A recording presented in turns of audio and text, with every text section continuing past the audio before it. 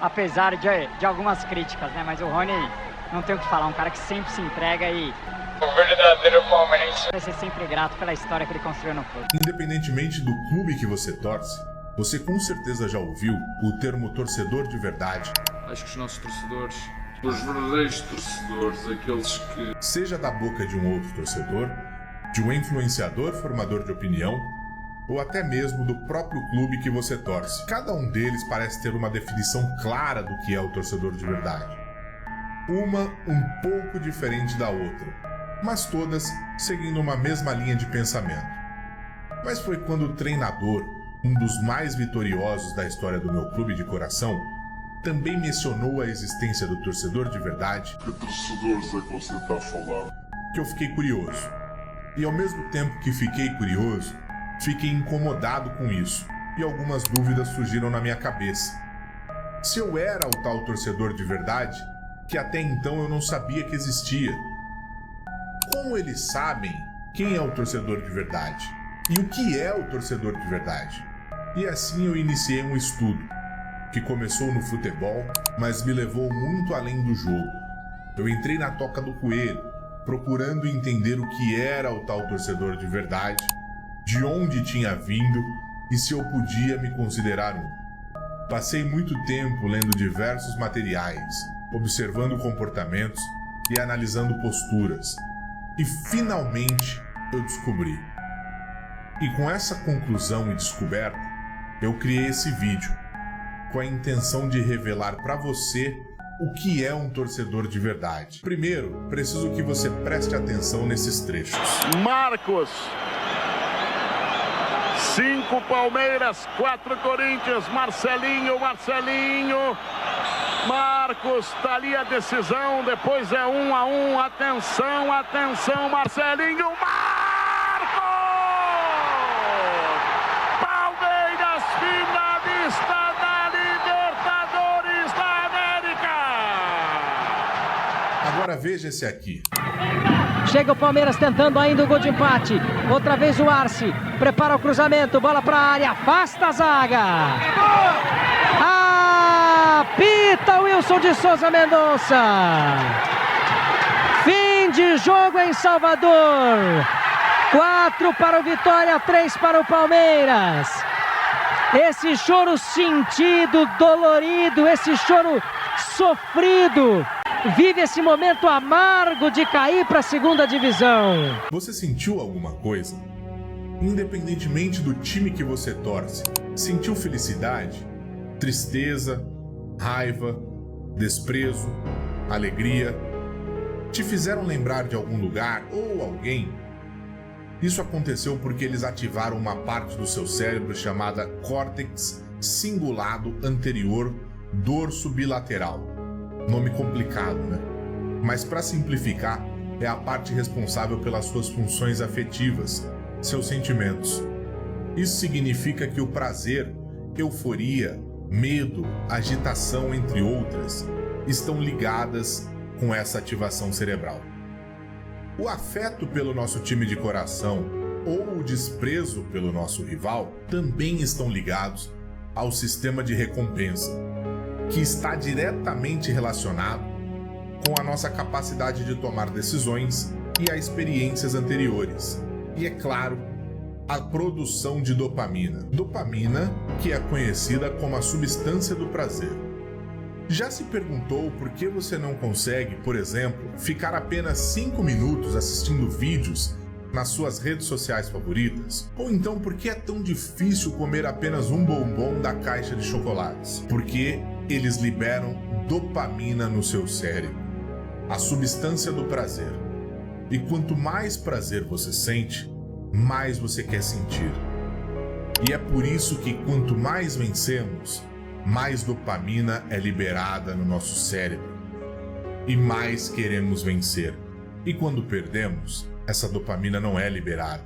E por isso a derrota parece o fim do mundo, gerando até agressividade e irritabilidade. A dopamina é tão poderosa que um estudo feito com ratos consistia em conectar um rato a um dispositivo que dava pequenos choques em seu cérebro, estimulando esse sistema responsável pela liberação de dopamina. E para que esse sistema fosse acionado, os ratos precisavam puxar uma pequena alavanca. Alguns ratos ficaram tão viciados na dopamina liberada que chegaram a apertar a alavanca cerca de incríveis 7.000 vezes por hora, chegando à exaustão extrema e, consequentemente, à morte. Após um período, mesmo colocando todas as necessidades básicas de um lado, como comida à vontade, água e até uma parceira para a reprodução, e do outro lado, depois de vários obstáculos perigosos, a alavanca para a liberação de dopamina, os ratos escolhiam o caminho perigoso até a alavanca e brigavam violentamente uns com os outros para alcançar a recompensa. Isso mostra como alguns estímulos em nosso cérebro podem nos deixar completamente dependentes, irracionais e impotentes. E por que eu quis mostrar e explicar isso para você? Porque você precisava entender o quão dominante é o seu cérebro sobre você.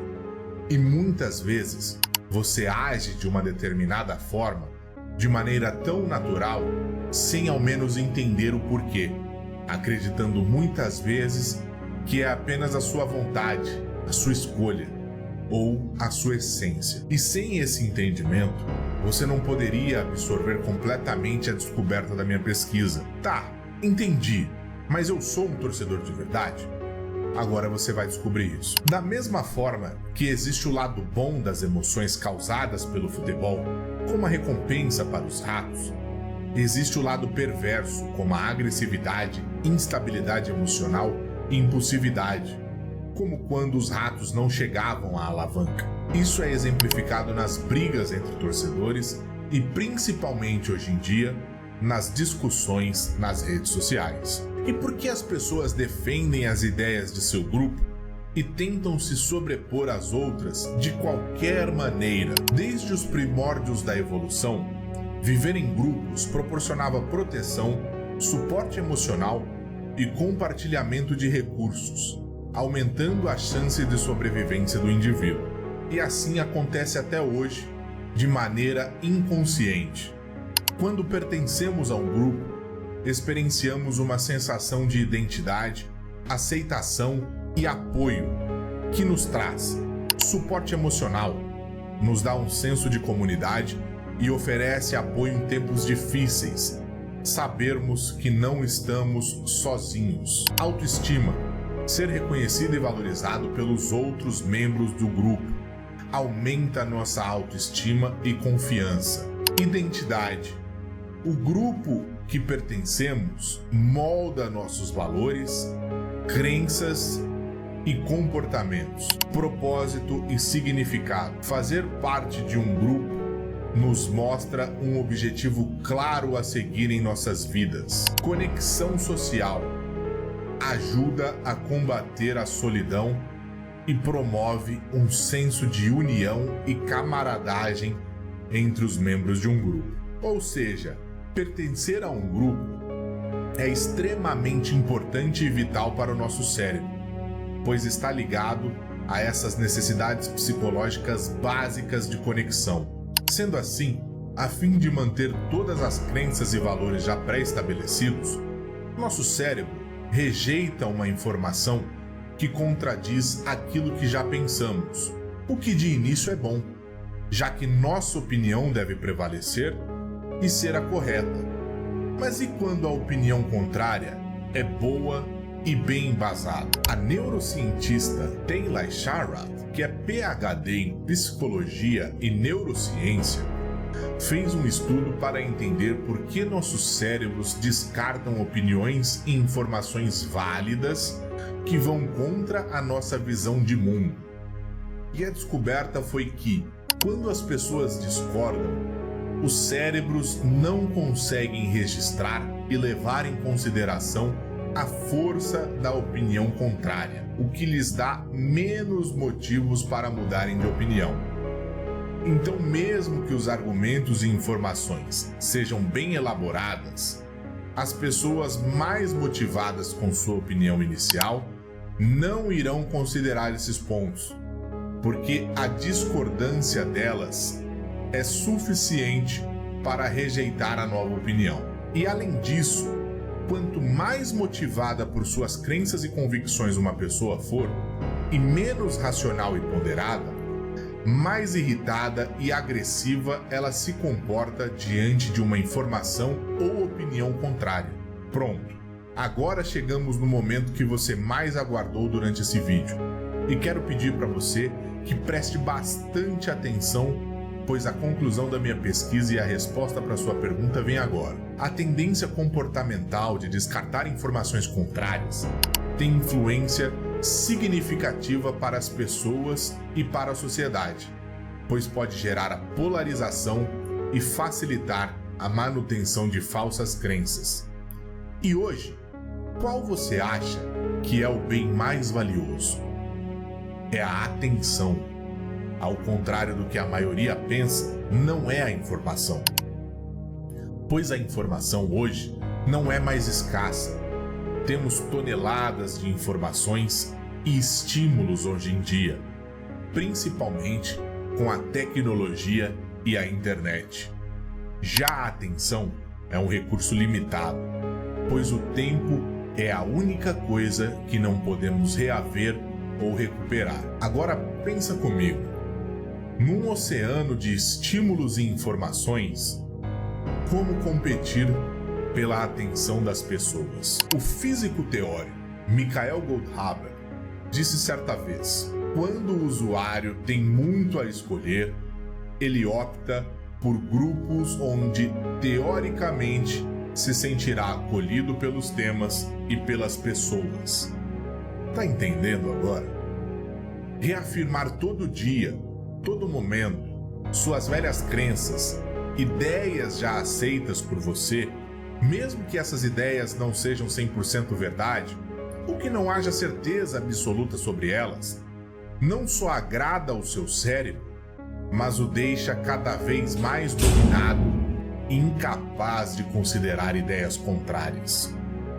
Com isso, dividir as pessoas e polarizar as ideias servem de alicerce para a criação de um grupo, gerando uma sensação de pertencimento ao psicológico e fornecendo a ele tudo o que precisa, fazendo com que, em troca, o seu cérebro diga a você para entregar a sua atenção.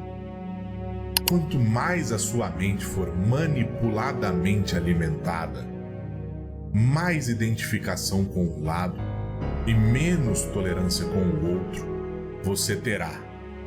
Mais o seu cérebro ficará viciado e confortável, e esse sentimento de pertencimento será enraizado, e com isso, mais da sua atenção eles terão. E agora eu pergunto para você: existe alguém que tenha as respostas para tudo? Que saiba de tudo? Que tenha a certeza de tudo? A resposta é óbvia: não.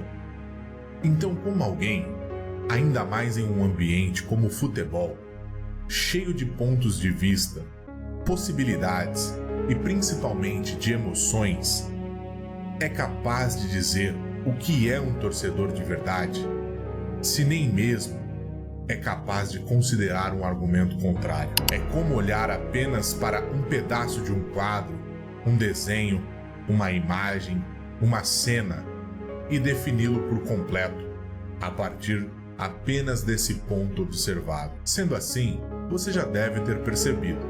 Mas aqui vai. O torcedor de verdade não existe. É uma mentira. Sim, isso mesmo que você ouviu.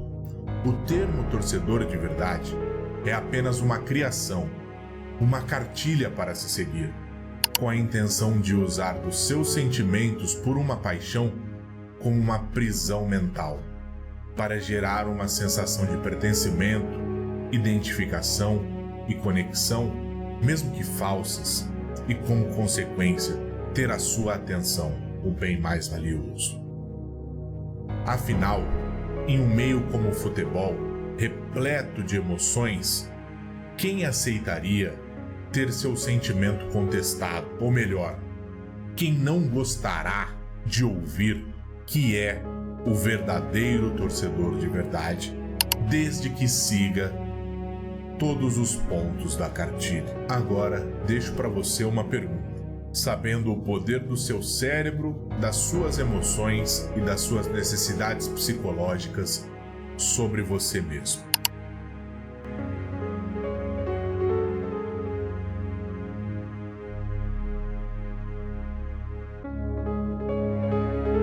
Eu sou o Manga e essa é a minha contribuição para você, torcedor. Um abraço e até a próxima.